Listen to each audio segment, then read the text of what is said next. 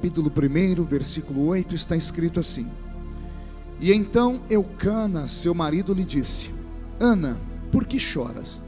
E por que não comes? E por que estás de coração triste? Não te sou eu melhor do que 10 filhos? Capítulo 3 do mesmo livro. Capítulo 3 do mesmo livro. Está assim escrito: O jovem Samuel servia ao Senhor perante Eli naqueles dias, e a palavra do Senhor era muito rara, as visões não eram frequentes. Certo dia, estando deitado no lugar acostumado, o sacerdote Eli, cujos olhos já começavam a escurecer-se a ponto de não poder ver, e tendo-se deitado também Samuel no templo do Senhor em que estava a arca, antes que a lâmpada de Deus se apagasse, o Senhor chamou o menino: Samuel, Samuel. E ele respondeu: Eis-me aqui. Amém, igreja? Feche a Bíblia, coloque no banco, na cadeira, e pegue na mão da pessoa mais perfumada do seu lado. Já que bonito não tem, pelo menos perfumado deve ter, né? Isso, aperte a mão da criatura com carinho até ela falar aleluia. Pentecostal que não faz barulho está com defeito de fabricação, não é? Vamos orar? Pai, nós te exaltamos, nós te glorificamos, e nós entendemos que dentro de alguns minutos, e esta linda igreja ficará pequena para o tamanho da glória que o Senhor vai mandar do alto dos céus. Os que vieram tristes começarão a saltar de alegria. Os que vieram se arrastando não voltam para casa se arrastando. Hoje voltarão voando nas asas de um novo tempo. E antes que eu comece a revelar os seus segredos, cerque esta igreja com a sua glória, e num raio de 5 quilômetros, onde houver um demônio alojado, eu dou a esses demônios segundos para sumirem de Goiânia, porque se não sumirem, serão queimados pelo poder da sua glória que aqui será derramada. Rasgue os céus sobre este santuário, manda anjos de fogo descerem aqui, que estes anjos desçam trazendo brasas de fogo nas mãos. Comecem a esparramar estas brasas entre nós, e onde houver um crente cheio do Espírito Santo, pega ele nesta noite, Jesus, e mostra o caminho da verdadeira e poderosa adoração. Fala conosco, fica conosco, é o que eu te peço agora e sempre. E toda a igreja diz: os que podem, tomem o seu assento aplaudindo a Jesus, porque Ele é bom, porque Ele é maravilhoso. Graças a Deus.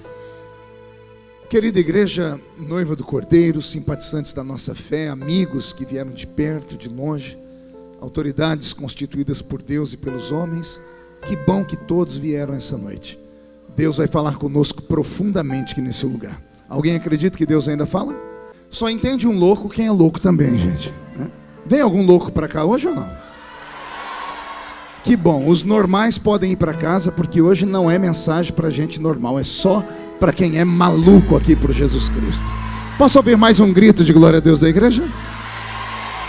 Pastor Roberto, mude a música para mim. Pastor João, eu li um texto essa noite que todas as vezes que eu passo o meu olhar pelo livro de Samuel me deixa apavorado. O livro do profeta Samuel não é um livro de fácil interpretação.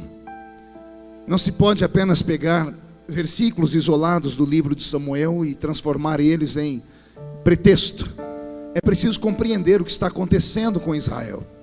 O profeta Samuel é erguido por Deus num tempo de mudança. Ele é o divisor de águas entre o estilo de governo do povo hebreu. Antes de Samuel, os hebreus viviam debaixo de uma monarquia, ou melhor, debaixo de uma teocracia, porque Deus era o rei do povo hebreu.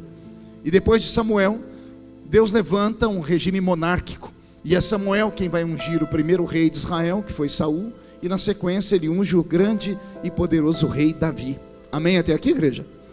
Então Samuel não é apenas um livro, não é apenas um nome, não é apenas um personagem. Ele é um personagem que divide águas, que muda conceitos e valores na nação de Israel.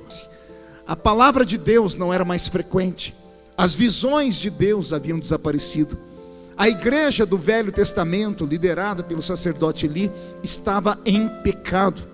Os filhos do sacerdote Eli, que herdariam o reino espiritual de Israel, eram 2 moços, chamavam-se Ofni e Finéias, e eram mais pecadores do que toda a nação junta. A igreja do Velho Testamento está falida aqui no livro de Samuel, e é por isso que Deus vai fazer uma estéril ser mãe de filho, e é esse filho quem vai julgar Israel pelos próximos anos. Como eu disse, não é fácil pregar esse texto, porque o livro de Samuel é muito pesado, mas que Deus me ajude aqui, vamos caminhar. Para compreender o que acontece aqui em Samuel, eu tenho que convidar vocês a voltar comigo no tempo, quase 800 anos antes.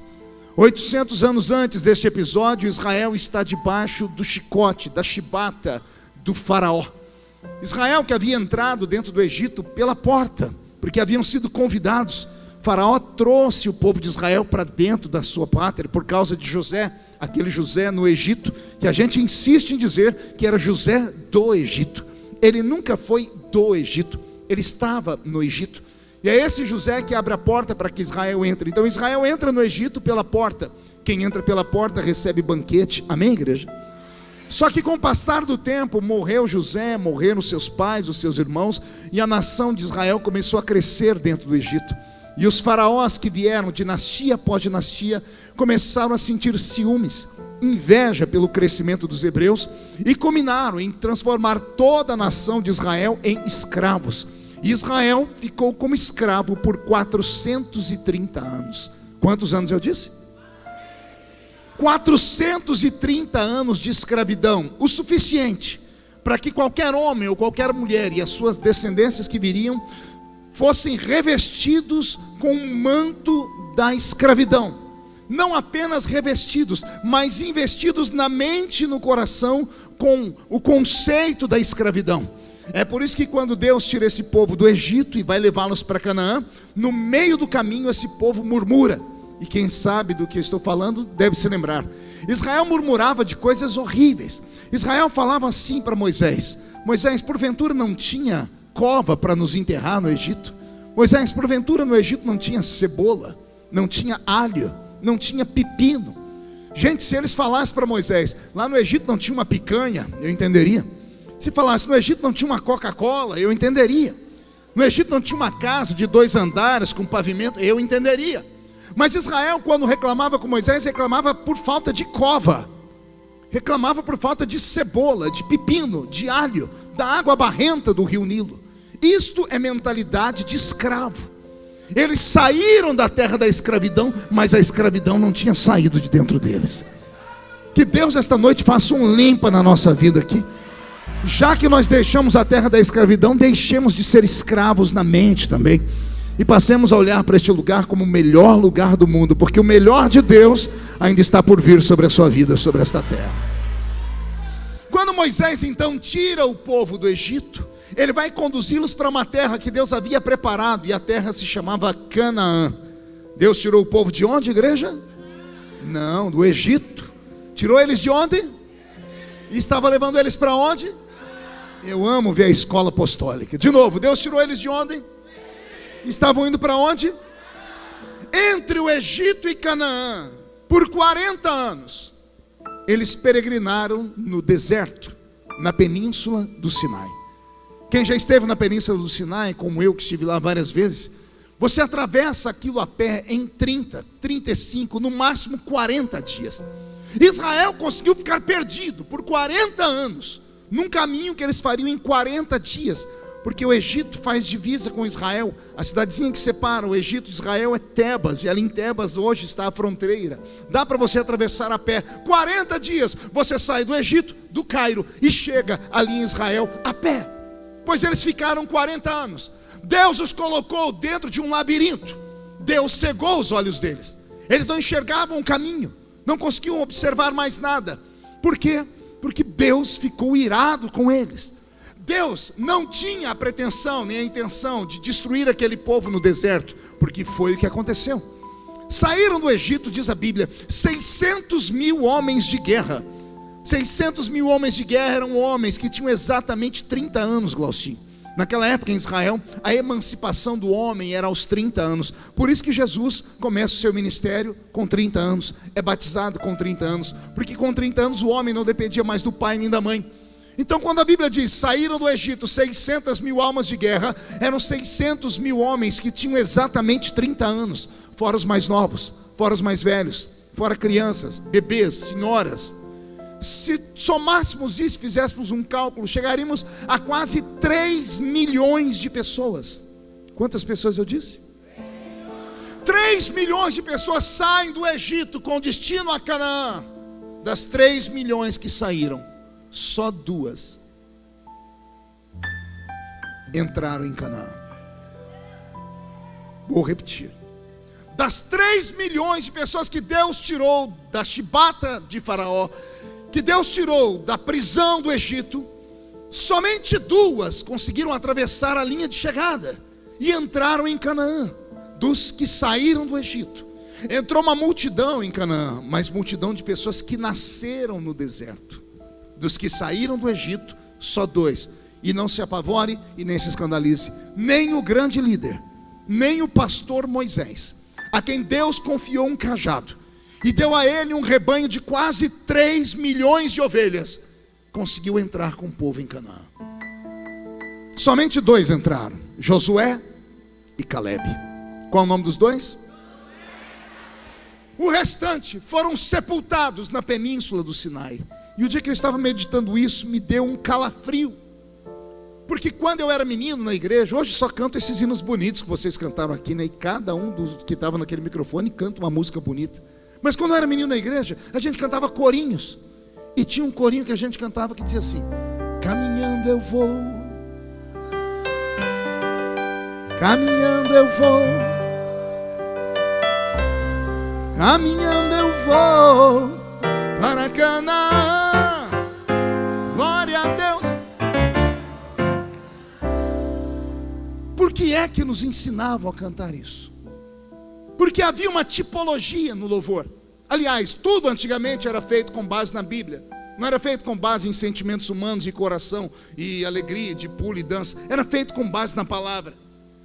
Quando nós cantamos caminhando eu vou para Canaã, é porque nós deixamos o Egito. O Egito é símbolo do mundo, sempre foi. E Canaã, símbolo do céu. Por que cantávamos que estávamos indo para Canaã? Porque aceitamos Jesus como Salvador e saímos do Egito. E caminhar com Cristo era caminhar até chegar ao céu.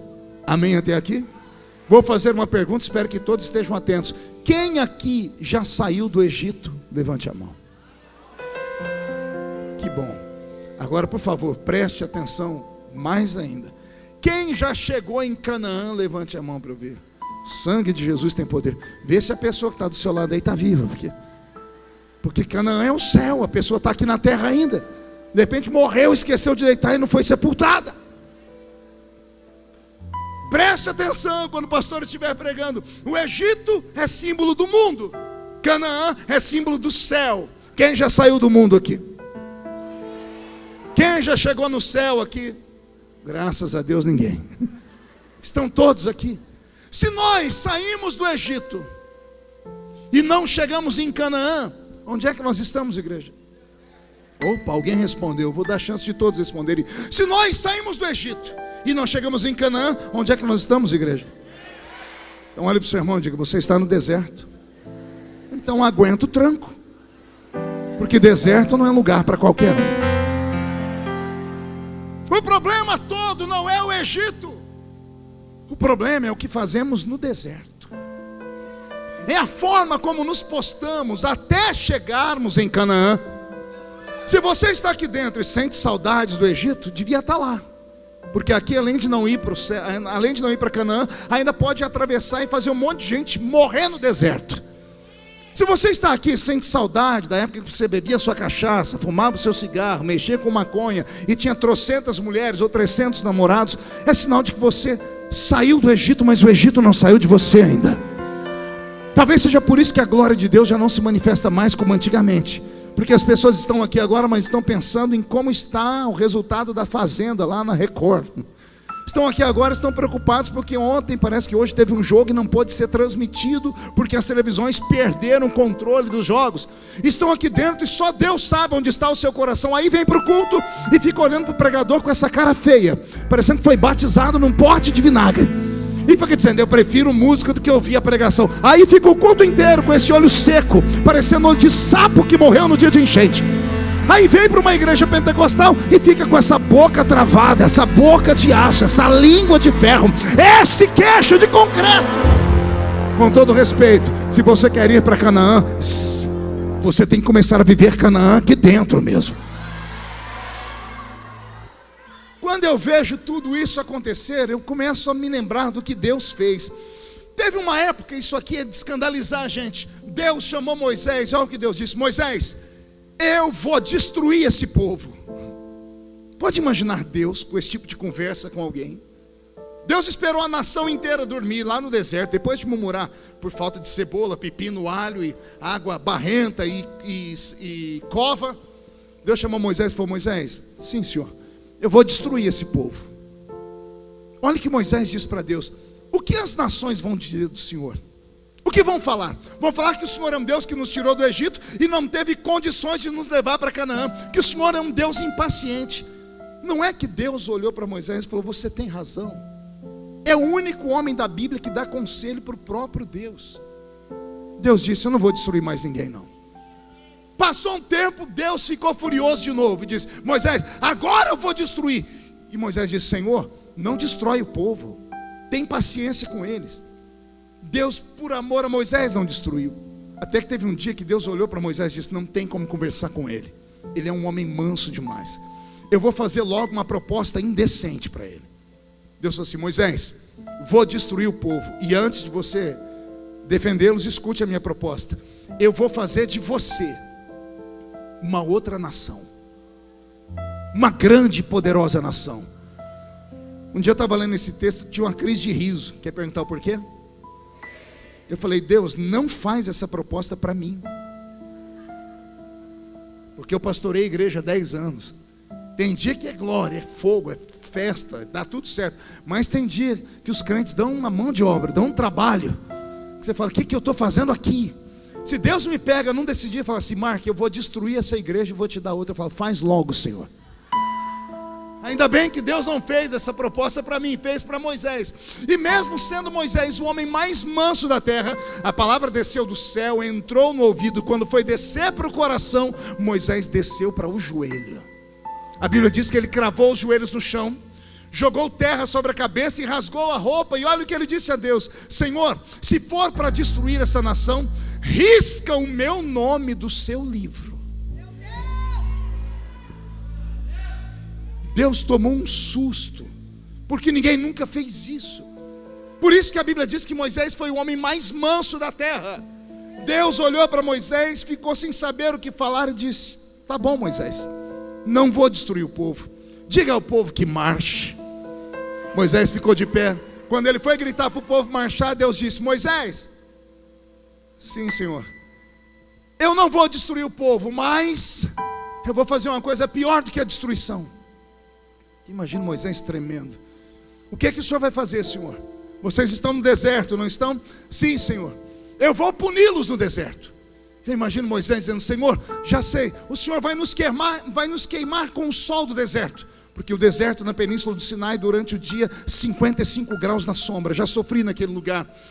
E eu imagino Deus dizendo: não, Moisés, fica tranquilo, não vou matar ninguém de calor. Eu já até criei uma forma de deixar o povo todo com ar fresquinho, como se estivesse dentro de um carro com ar condicionado. O que o Senhor vai fazer? Eu vou colocar uma nuvem em cima do povo, e durante o dia a nuvem vai fazer sombra. E o deserto só vai ser quente para os beduínos ou para os viajantes que estiverem longe da minha presença. Quem estiver na minha presença, o sol não queima a pele deles. Senhor, se o Senhor não vai nos matar de calor, já sei, o Senhor vai nos matar de frio. Porque o mesmo deserto, que durante o dia chega a 55 graus na sombra, no mesmo lugar, à noite, 2, 3 da manhã, menos 6 graus. O osso da gente chega a tremer. Eu sei porque eu subi aquela montanha algumas vezes, e só Deus para te dar força, porque é horrível. Durante o dia um calor que você não suporta, e à noite um frio que faz bater os queixos, faz bater os dentes. Eu imagino Moisés falando: o Senhor vai nos matar de frio, vai nos congelar. E Deus dizendo: já resolvi esse problema também. A mesma nuvem que durante o dia vira ar-condicionado, à noite ela vira uma fogueira. E o calor da fogueira, da nuvem, vai aquecer o povo durante a madrugada. E quer ver como Deus é detalhista? Acendia uma coluna de fogo lá no céu e não ficava de dia na terra, porque com claridade ninguém dorme. E Deus, para deixar o povo dormir em paz, fazia a nuvem aquecer, mas ela não clareava. Durante o dia, sombra; à noite, calor. Senhor, se o Senhor não vai nos matar de calor e nem de frio, já sei, o Senhor vai nos matar de fome aqui nesse deserto. O Senhor falou aí em 40 anos, onde nós vamos conseguir comida? E Deus dizendo: já resolvi esse problema também, não mato ninguém de fome.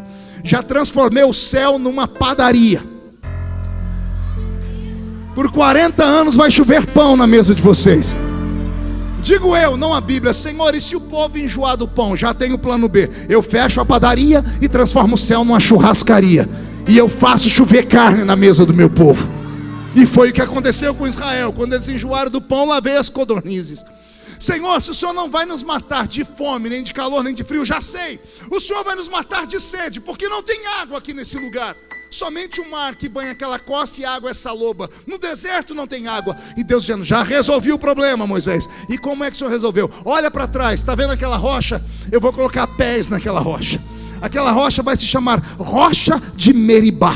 Para onde vocês forem, a rocha vai andar atrás de vocês. Isso você nunca ouviu. Vou repetir: a rocha de Meribá não era só uma rocha, ela tinha pernas, porque para onde o povo ia, quando eles tinham sede, eles olhavam para trás, lá estava a rocha de novo. E eu tenho uma notícia só para os desavisados: a rocha de Meribá chegou aqui antes de todo mundo nessa noite. A rocha de Meribá, chamada de Jesus de Nazaré. Ele diz: eu sou a fonte da água da vida. Quem bebe da água que eu tenho para dar nunca mais tem sede. Quem já bebeu da fonte dessa água? Deixa eu ver quem já bebeu. Maravilha. Se o Senhor não vai nos matar de calor, nem de frio, nem de fome, nem de sede, já sei, o Senhor vai nos matar de vergonha. Se é 40 anos, não tem roupa que resista. Nós vamos ficar nus no deserto. E o Senhor dizendo: já resolvi esse problema também. Como, Senhor? A roupa não envelhece e o sapato não fura. Por 40 anos, sem ter uma máquina de costura, não faltou roupa para aquele povo.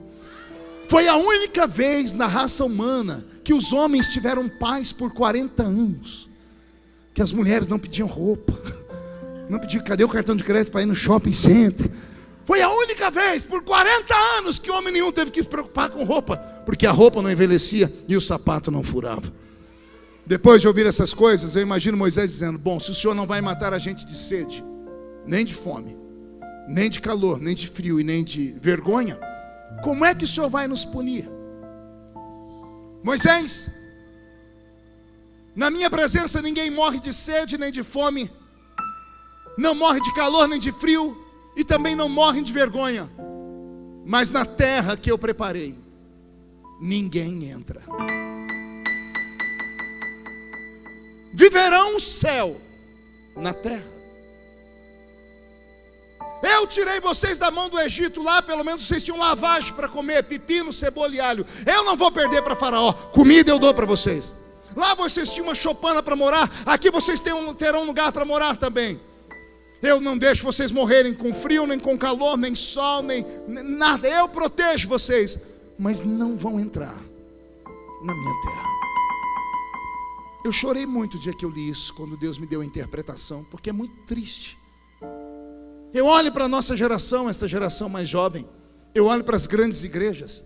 Eu olho para o meio evangélico mundial e vejo como estamos enganados. Porque muitos crentes apostam a sua salvação, ou estarem bem com Deus, por causa dos bens materiais que têm.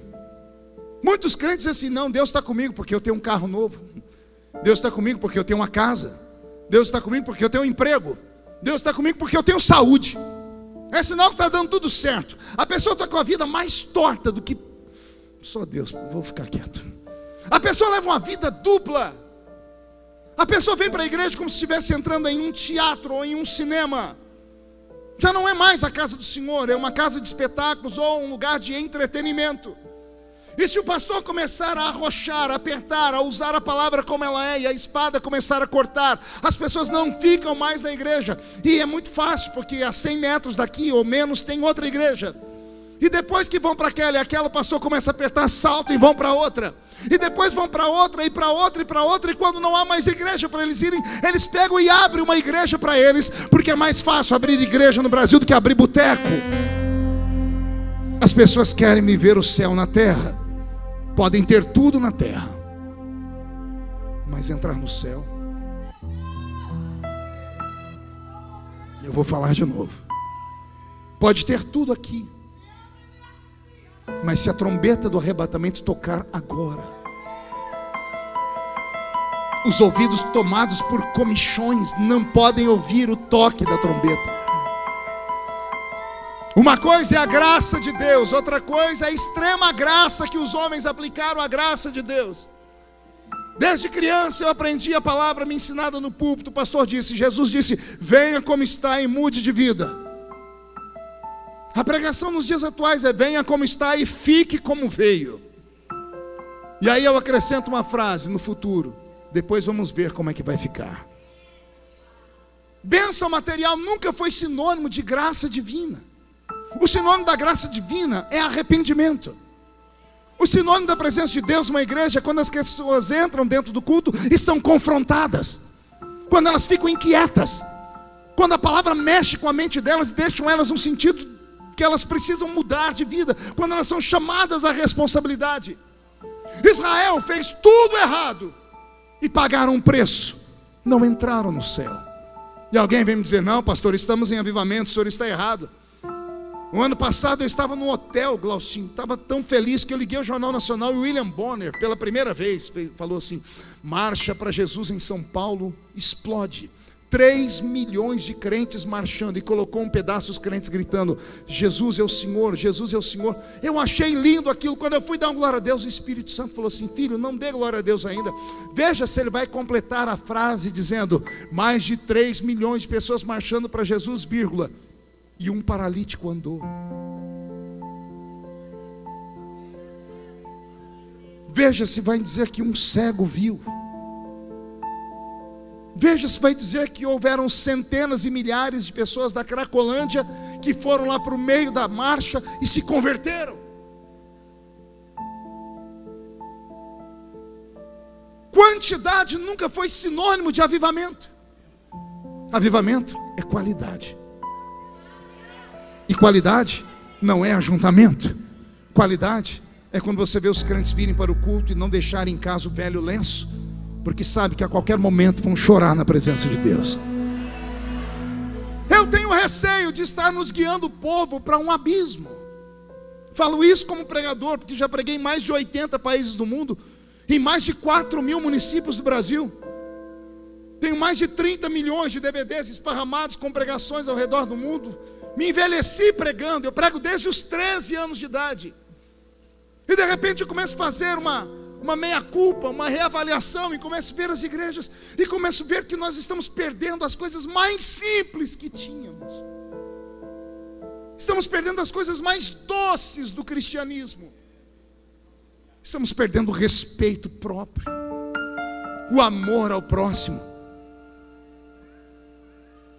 Que Deus nos ajude nessa noite. Que nós não sejamos enganados pelo espírito do anticristo que já governa. Há 3 semanas atrás, um pastor poderoso no Brasil, muito conhecido, fez um vídeo dizendo, temos que reavaliar a Bíblia. Alguém viu isso? Ele disse, tem coisas na Bíblia que ficaram no passado. Nós temos pessoas hoje na igreja com a sua sexualidade diferente, nós temos que dar oportunidade a elas, nós temos que contemporaneizar a Bíblia. Nós não podemos mais expulsar as pessoas por causa dos seus pecados de adultério. Eu falei, meu Deus, onde é que nós estamos indo?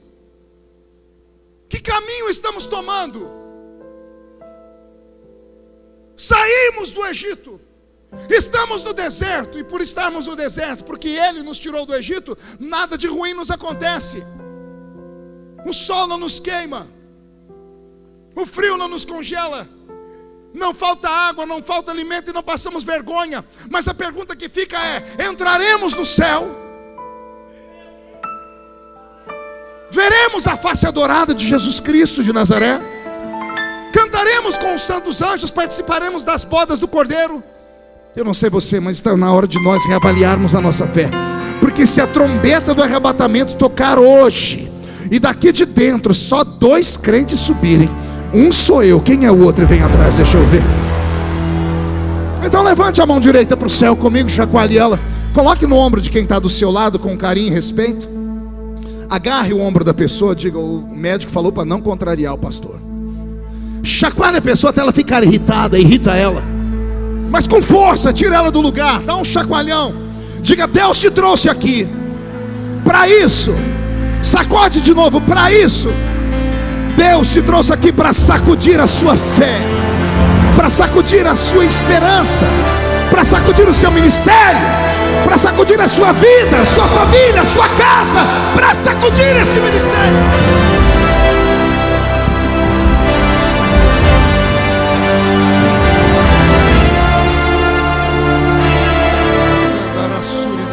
Beto, mude a música para mim. Como eu disse no início, não é fácil pregar sobre este livro. Deus tira esse povo do Egito, mata eles no deserto. Os filhos que nasceram no deserto deveriam ter pelo menos aprendido com o erro dos pais. Se você assiste a TV Câmara, você já deve ter visto algum político, como por exemplo meu amigo Laustin, falar assim: quem não observa o passado corre o risco de cometer o mesmo erro no presente. Isso é uma frase muito usada por políticos. Quem desconhece a história está fadado a repeti-la.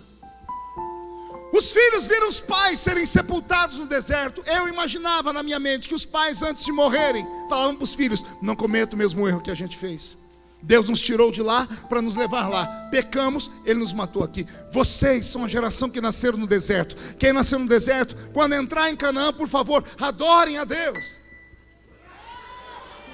Os filhos entraram em Canaã. Quando entraram em Canaã, e Josué separou a terra em 11 pedaços, porque os levitas, a herança deles era Deus.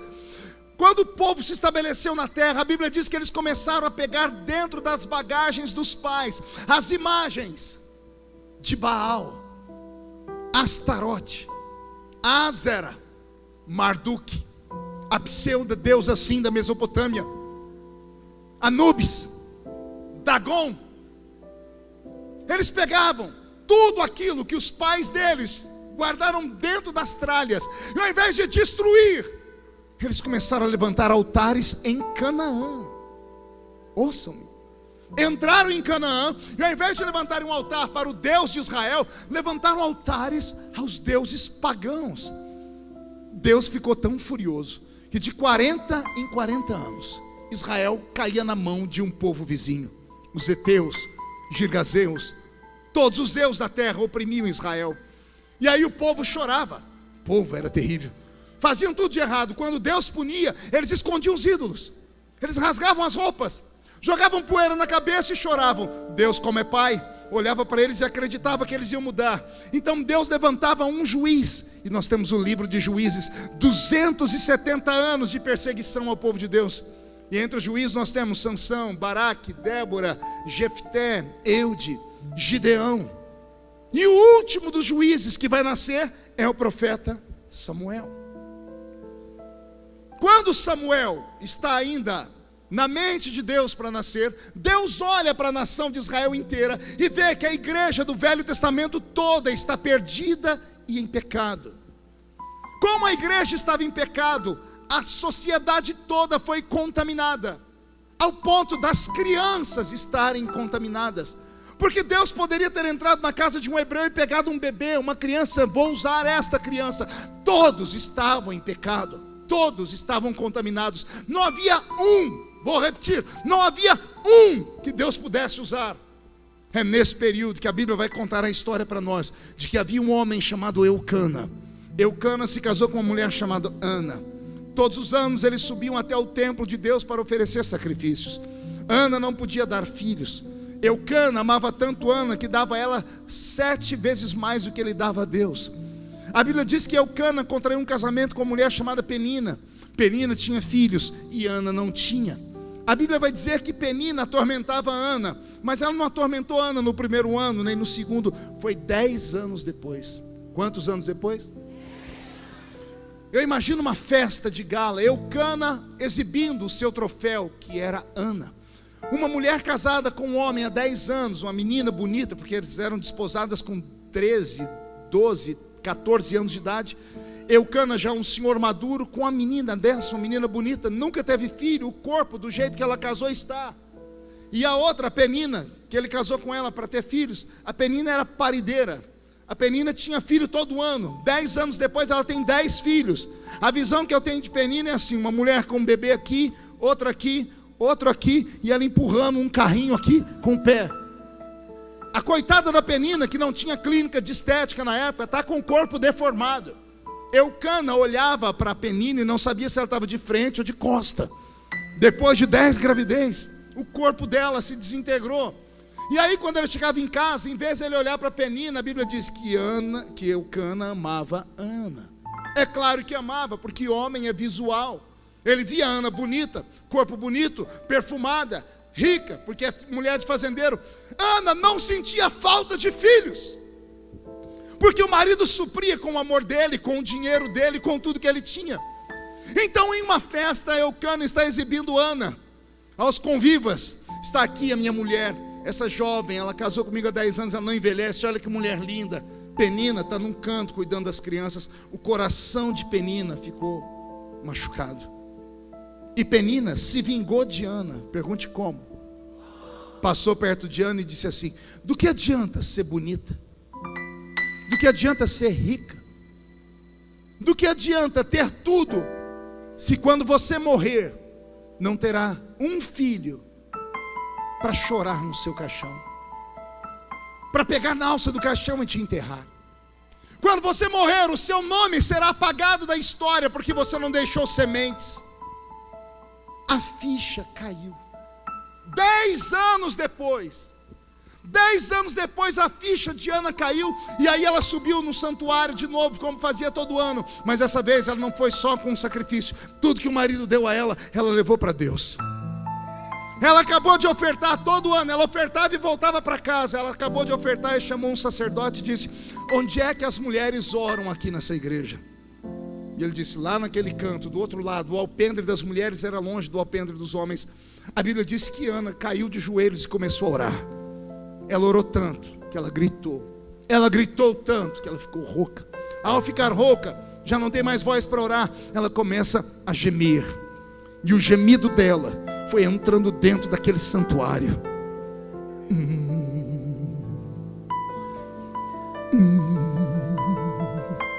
O som foi subindo.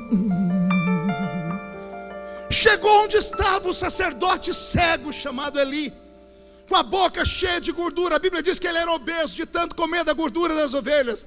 Eu imagino ele vindo com uma coxa de frango, a barba cheia de gordura. Ele está em pecado, os filhos estão em pecado, a igreja estava em pecado. Ele chega perto da Ana, olha a mulher orando e gemendo. E olha a pergunta do pastor: isso é hora de você estar bêbada? Ela estava orando, ela estava gemendo, ela estava clamando. E o líder espiritual dela perguntou se ela estava bêbada. Se ela fosse membro das nossas igrejas hoje, ela levantava e dizia: eu nunca mais congrego nessa igreja, e ia embora. Mas como ela estava quebrantada, ela olhou para o sacerdote chorando e disse assim: não, meu Senhor, a tua serva está amargurada de alma. A tua serva só queria um filho, porque se Deus me der esse filho, eu devolvo para ele. Deus olhou para a esquerda, para a direita, uma sociedade inteira de gente em pecado, inclusive o sacerdote. Na ausência de profeta, Deus usa jumenta. Deus tomou a boca do sacerdote em pecado, e o Espírito falou pela boca dele, dizendo: daqui a 1 ano você vai entrar aqui dentro, trazendo seu filho no braço. Ana saiu.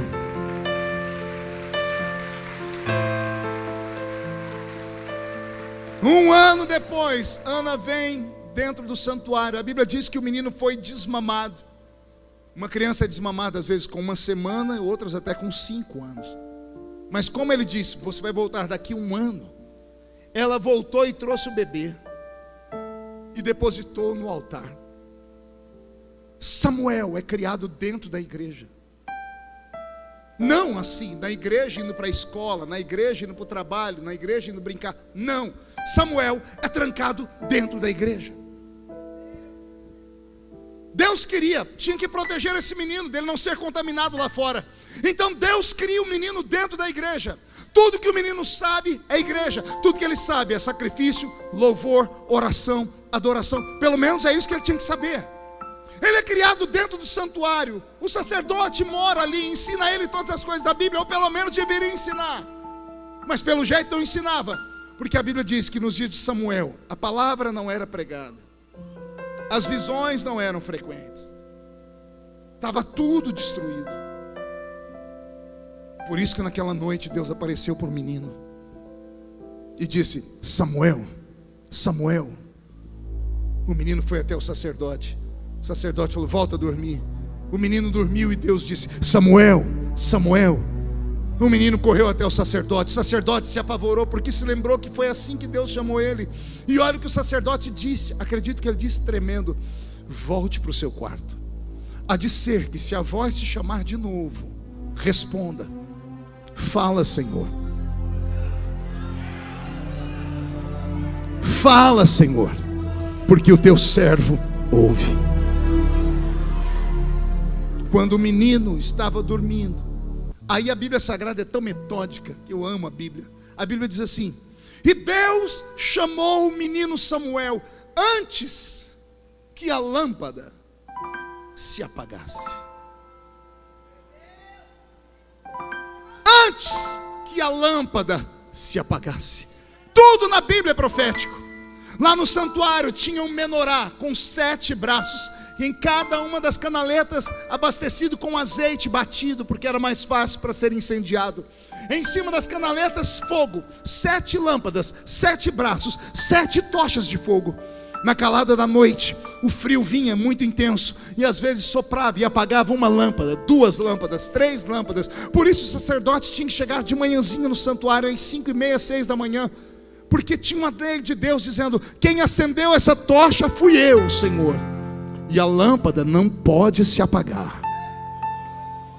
Aí a Bíblia diz: e Deus chamou o menino antes que a lâmpada se apagasse.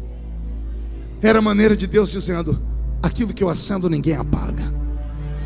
Pode ficar todo mundo desesperado, mas que vai nascer um avivamento, que vai haver uma revolução, que vai haver um despertamento, que os dons espirituais vão voltar a cair sobre nós, que os profetas vão ser desenferrujados, que aqueles que oravam em línguas estranhas vão voltar a orar 10 vezes mais do que antes, que aqueles que interpretavam línguas vão interpretar 2 vezes mais do que antes, que aqueles que tinham discernimento de espírito vão voltar a ter discernimento de espírito. A palavra da revelação vai descer, e isso vai. Eu profetizo em nome de Jesus que quem viver verá o maior avivamento que vai acontecer no Brasil, e vai começar em Goiânia, e vai começar aqui nesta noite, porque Deus chamou você pelo seu nome e te trouxe aqui só para te dizer: eu quero sacudir esta cidade com a minha glória.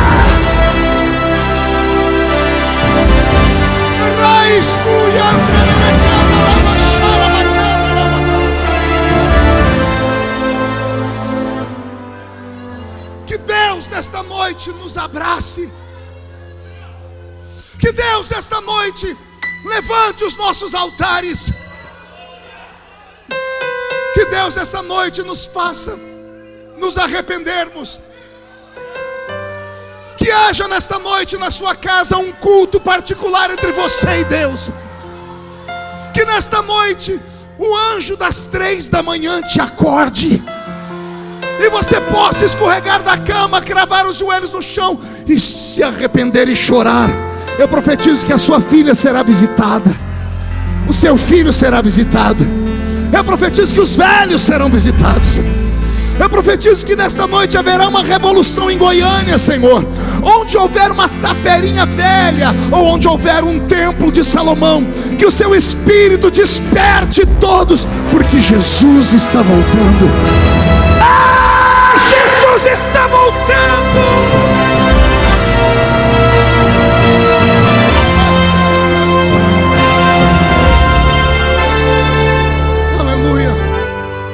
Perdoe esse velho pregador. Nesse tempo de pandemia, eu chorei muito com a minha família. Chorei muito com a minha velha igrejinha. Tive tempo de sobra para reavaliar a minha fé.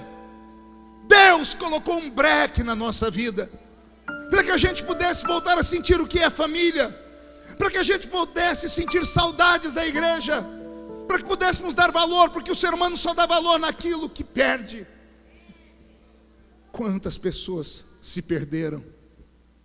Depois que a pandemia está indo embora, as igrejas voltaram, muitos crentes não voltaram. E alguém diz: a pandemia desviou as pessoas. Mentira. A pandemia revelou os desviados.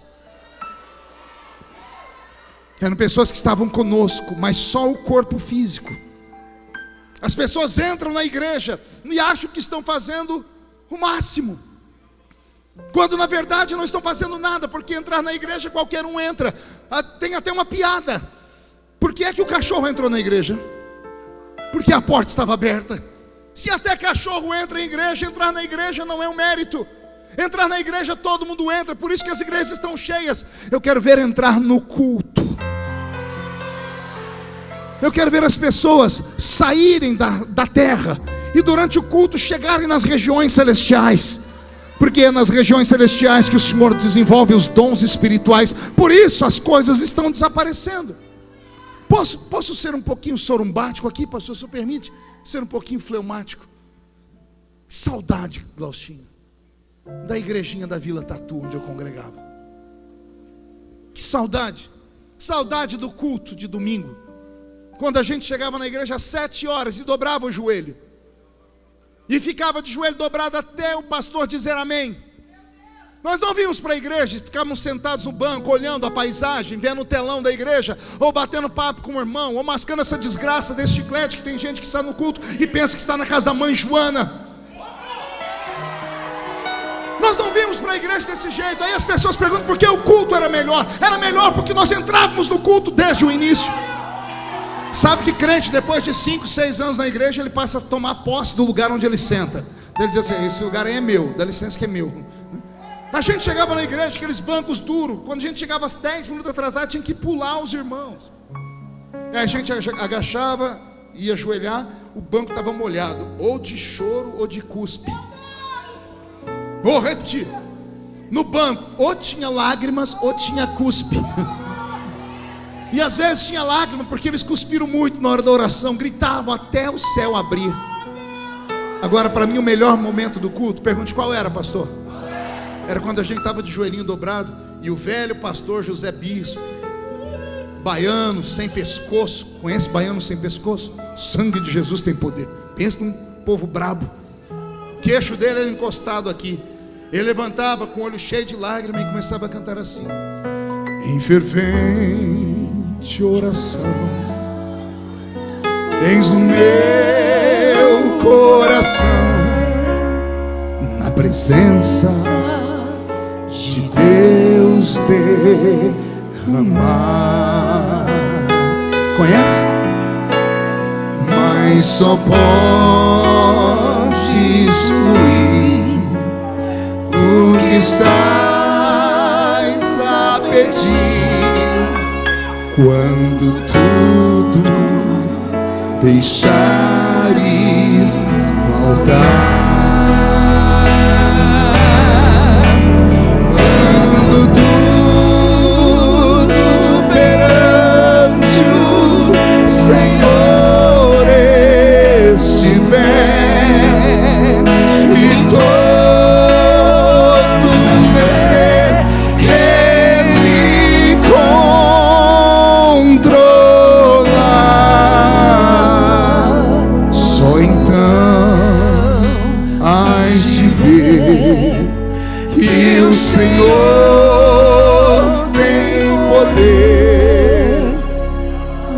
dando tudo.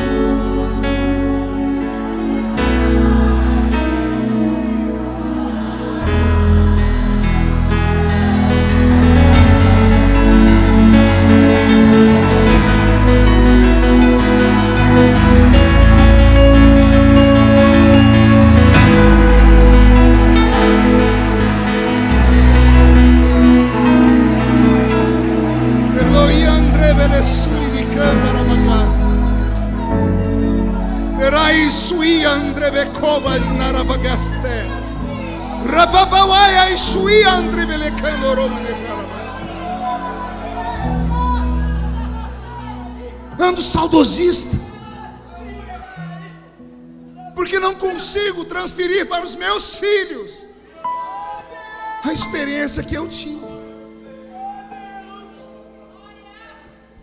Ando triste por viajar o Brasil e ver que a maioria dos filhos de pastores, a grande maioria, estão atrás das grades.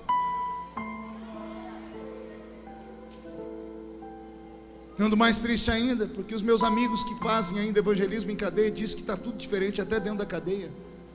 Eles começam o culto e de repente está a cela inteira cantando louvor. E ele pergunta: como é que vocês sabem? 90%, tudo crente. Os crentes estão sendo presos. Daqui uns dias eu e o Glaucinho vamos ter uma missão árdua em Brasília. Vamos ter que votar a cassação de uma irmã nossa acusada de assassinato. Dá para entender isso? Crentes mandando matar e matando, crentes roubando, sendo presos, indo parar. Meu Deus, o que está acontecendo? O que está acontecendo?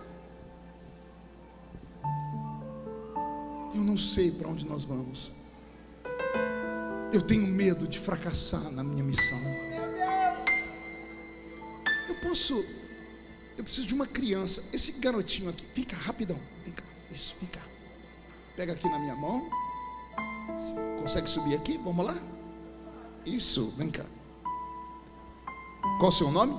Marcos Paulo. Marcos, que nome bonito você tem. Tem mãe que sabe escolher nome. Qual a sua idade, Marcos? 6 anos.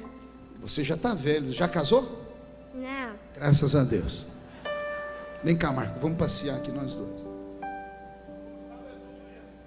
Vocês estão vendo um Marcos de 48 e um Marcos de 6. Marcos, você pode me abraçar?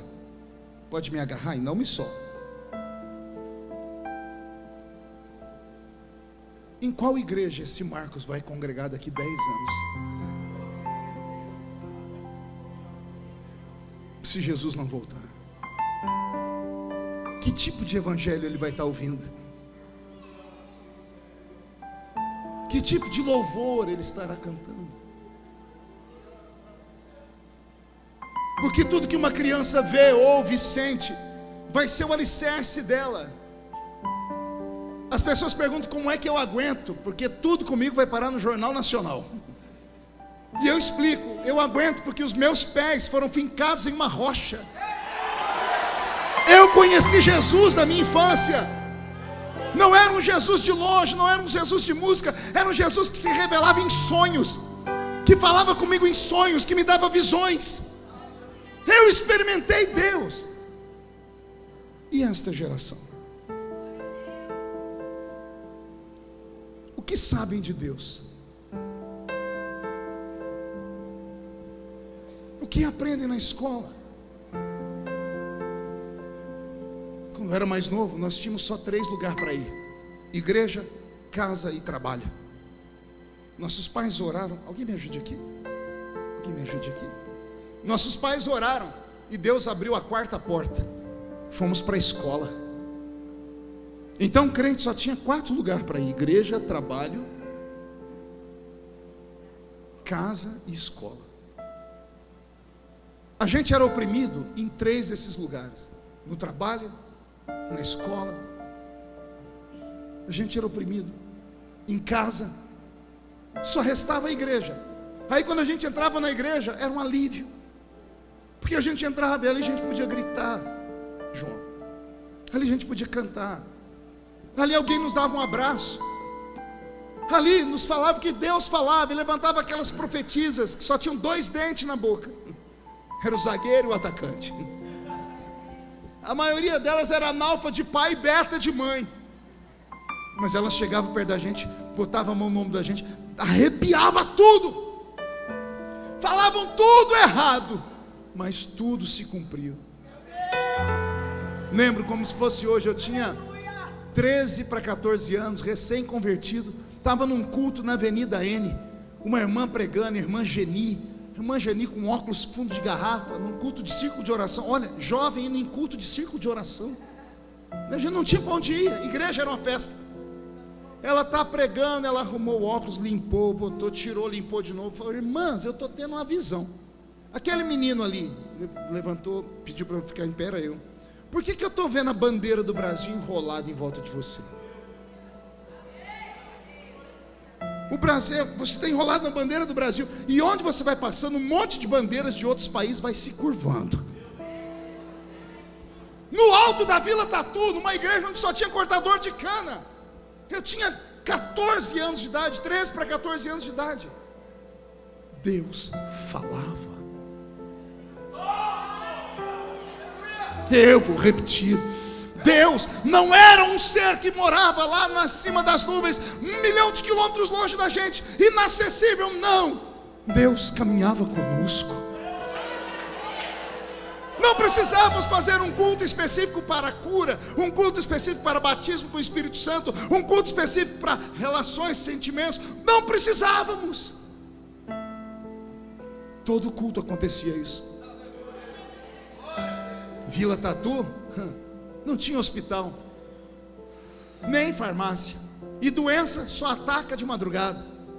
Acordava a vila inteira, Glaustinho. A gente abria a janela para ver os gritos, e lá vai um homem correndo com a criança no braço, todo mundo atrás dele. De repente ele bate na porta do presbítero da igreja, irmão Ovídio Ramos, um negro alto de 2 metros de altura, a mão parecendo uma raquete de tênis, desse tamanho, a barriga assembleiana, né? Curva da prosperidade, cemitério de frango. Irmão Ovídio abre a porta e fala: o que foi? E o irmão gritando: meu filho está morrendo. Ele falou: Karma, você trouxe aqui por quê? Porque a Bíblia diz que o presbítero pode orar. Ele disse: pode mesmo, vem cá, vou pegar o óleo. Não tinha óleo. O irmão Ovídio abre uma lata de banha de porco. Oh, glória. Enfia a mão na banha de porco e unge a criança da cabeça aos pés. Unta o corpo do menino inteiro, termina de ungir, fala assim: pode levar porque Jesus já curou.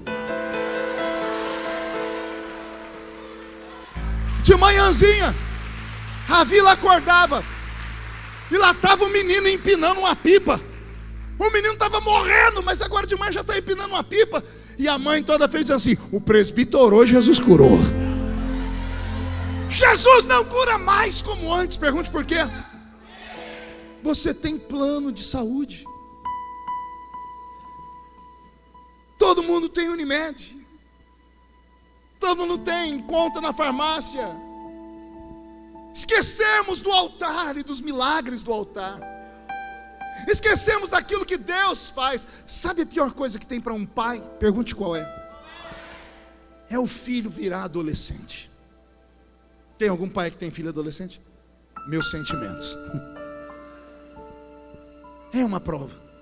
Porque o filho adolescente, ele acha que sabe tudo. E ele acha que não precisa do pai para nada. Ignora o pai. Nem conversa com a gente, nem tira uma foto com a gente. Dentro de casa conversa por telefone. Aí o velho pai e a velha mãe começam a lembrar do filho quando era bebê. Quem tem filhos aqui e lembra de quando era bebê? Dava muito trabalho a criancinha? Chorava muito? Fazia muito cocô? E tinha que correr de madrugada para os médicos? Quem tinha que fazer isso? Não era um Deus nos acuda? Dava muito trabalho, a senhora dizia: não vejo a hora do meu filho crescer. Aí o filho cresceu. Qual o sonho da mãe e do pai? Ah, se voltasse a ser criança. Por quê? Porque pai e mãe só são pai e mãe quando o filho depende dele. Deus é pai. Na nossa época de infância, ele era mais pai, porque a gente dependia dele para tudo.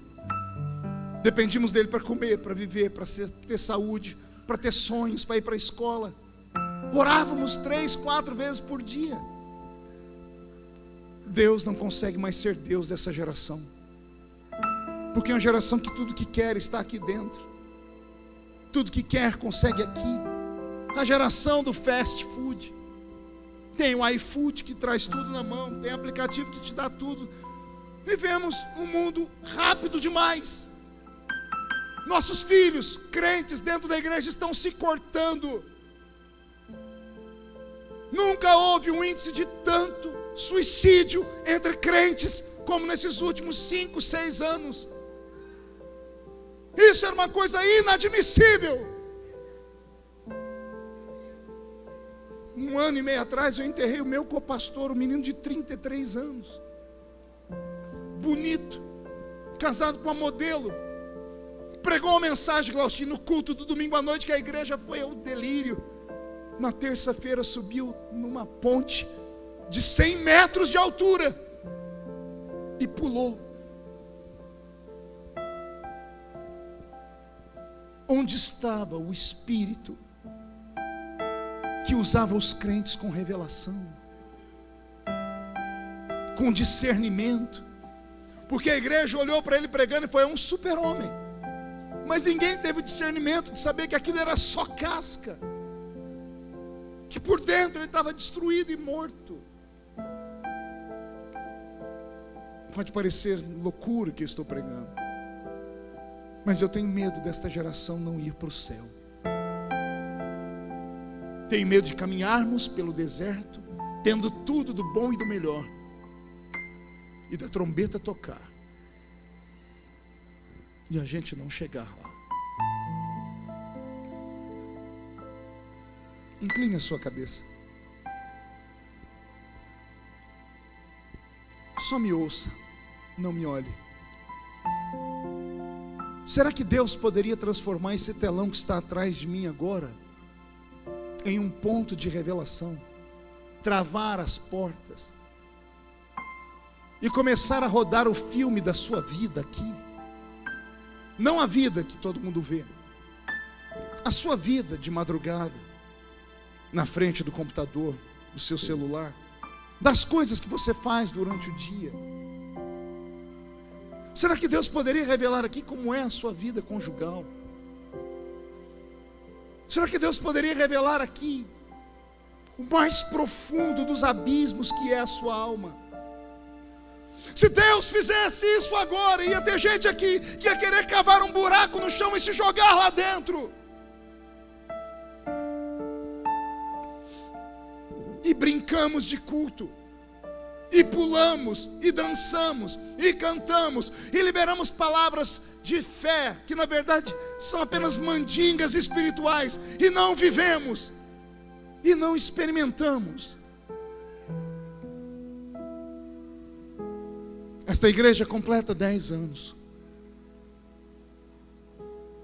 Há um Samuel nascendo.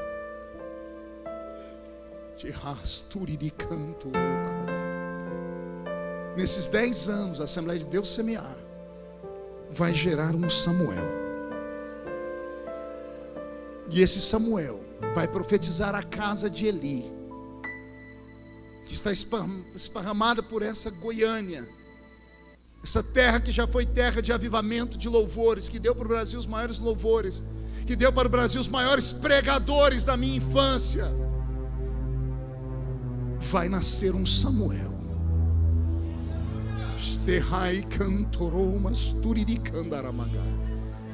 E que quando este Samuel nascer, se prepare, porque ele vai preparar a volta do Salvador. Se alguém acredita em profecia, receba esta. Ah, eterno!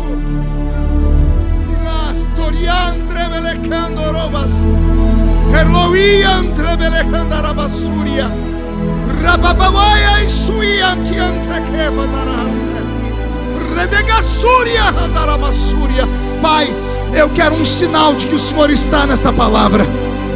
Onde houver um crente batizado com o Espírito Santo, eu quero ouvir um coral de línguas estranhas aqui, meu Pai. Se esta palavra está vindo do céu e não de mim, caia a sua glória sobre este lugar agora.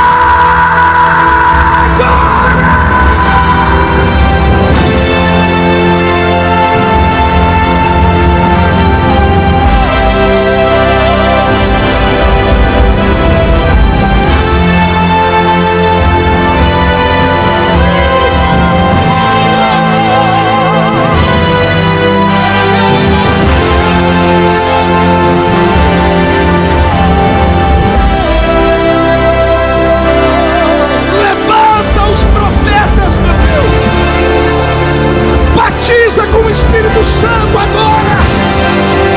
Cure os enfermos agora. Levante os sacerdotes agora.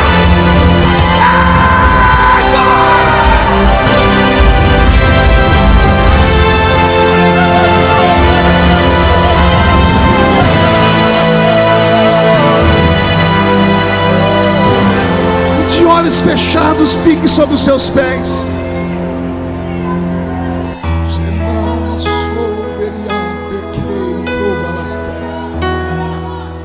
Fique de pé. Eu vou fazer um convite só. Feche os olhos. Eu quero nesse altar somente homens e mulheres que tenham a coragem de dizer: eu já fui melhor. Eu já fui mais crente. E eu preciso melhorar. A esperança demorada enfraquece o coração. As lutas roubam a santidade. E às vezes só nos resta olhar para a vida e o nosso medo é morrer. Eu estou aqui para te dizer que você tem um Deus. Você tem um Deus no céu. Como sacerdote desta noite, a Bíblia Sagrada diz que tudo que eu ligar na terra será ligado no céu, e até pecados serão perdoados. Pelo choro, o arrependimento, eu libero a unção do perdão. E não importa o que aconteceu até 1 minuto atrás, todos estão mais alvos do que a neve. O demônio não pode mais acusar. Os diabos não têm mais poder sobre você. E eu profetizo que você está purificado. E tudo que foi roubado está sendo devolvido. Os que estão ajoelhados, fiquem de pé. E os que estão de pé, peguem na mão uns dos outros. Ah, nós temos um Pai no céu.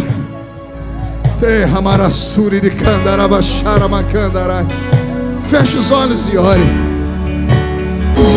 De olhos fechados, onde houver um Samuel, levante a mão direita para o céu. Todos os Samuéis. Diga comigo, em nome de Jesus: todos os demônios que roubaram a sensibilidade da minha geração, que roubaram a santidade da minha geração, que roubaram a minha espiritualidade, eu ordeno, não estou pedindo, estou ordenando. Venha para a palma da minha mão agora. Feche a sua mão com força e autoridade. Eu vou contar até 3. Você vai jogar no chão e vai pisar em cima. E como profeta, você vai encontrar 7 pessoas, porque tudo hoje aqui é profético. Vai abraçar 7 pessoas e vai dizer a eles: Deus está te chamando. Responda, fala, Senhor, porque o teu servo ouve. 1, vocês nunca mais serão os mesmos. 1,5, sua família sentirá orgulho de você de novo. 2, quem viver verá para ver o que Deus fará nesse ministério. 2,5, Goiânia será chamada de de capital do avivamento do Brasil. 3, jogue no chão, pisa em cima, profetiza. 7 pessoas, profetize sobre 7 pessoas, profetize sobre 7.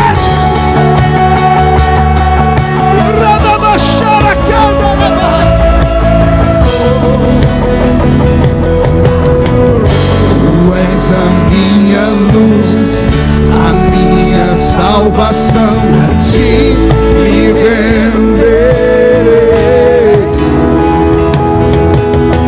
Se ao teu um dia voltará do céu pra nos buscar, pra sempre reinarás. Aleluia.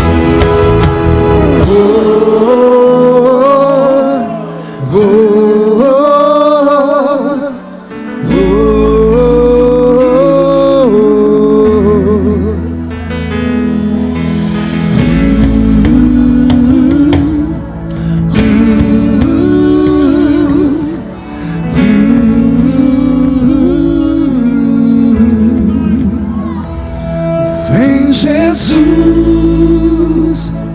vem Jesus,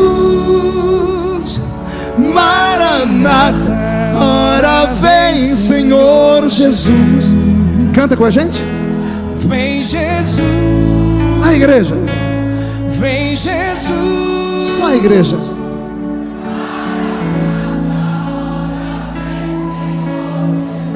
Bem forte agora. vem Jesus,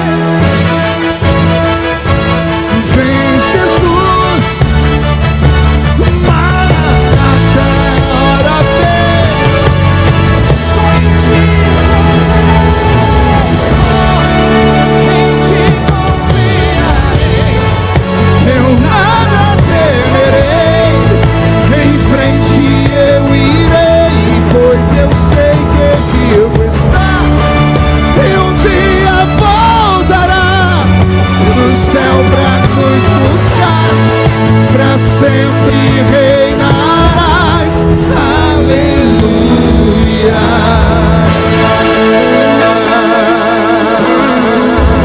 Quem pode aplaudir? Quem pode aplaudir e gritar? Quem pode aplaudir, gritar e dar um pulo para cima? João.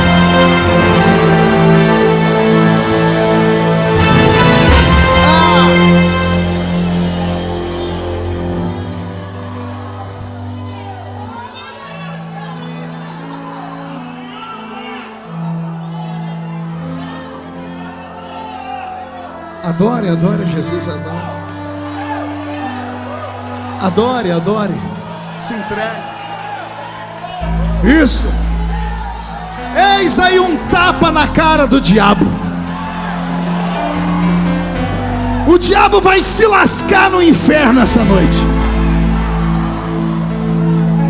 Todos os projetos que ele tinha contra vocês, escrito, sacramentado, que ele achava que ia dar certo, Deus fez assim.